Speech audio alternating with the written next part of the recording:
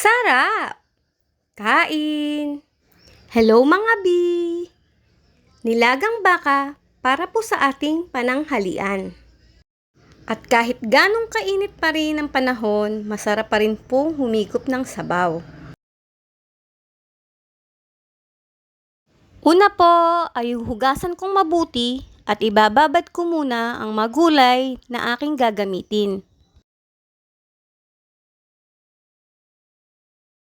At isusunod ko na pong pakuluan ang ribs ng baka at tatanggalan ko po ito ng iskoma.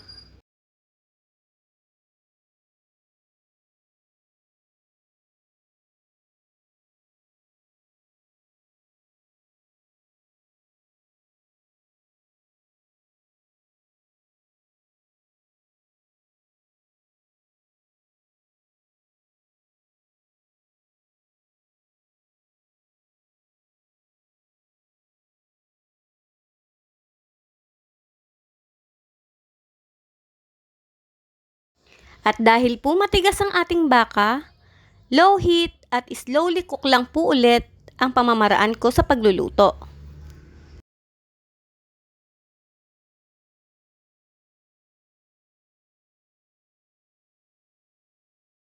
At kapag medyo malambot na po ang ating baka, lalagyan ko po ulit ito ng sabaw na pinaghugasan po ng ating bigas.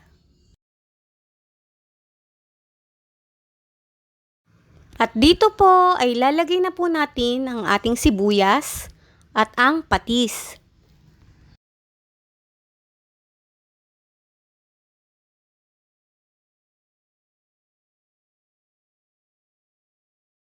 Paminta sa pampalasa.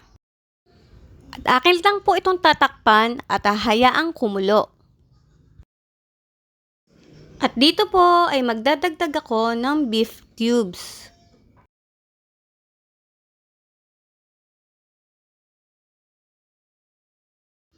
Isisunod ko na pong ilagay ang ating mais.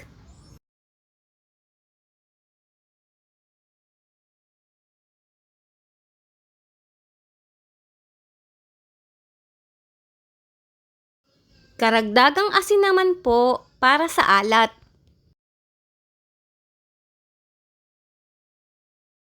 Konting betchin lang po dahil naglagay na po ako ng beef cubes. At kapag malambot na po, ilalagay ko na rin po ang patatas at ang Baguio beans. At pagkaraan po ng ilang minuto, isusunod ko na po ang leeks at ang pechay Baguio. At ayan po, handa na po ang ating mainit na sabaw para po sa ating pananghalian. At sana po ay nagustuhan nyo ang video na ito. Please follow, like and share po. Maraming salamat! Bye, Bee!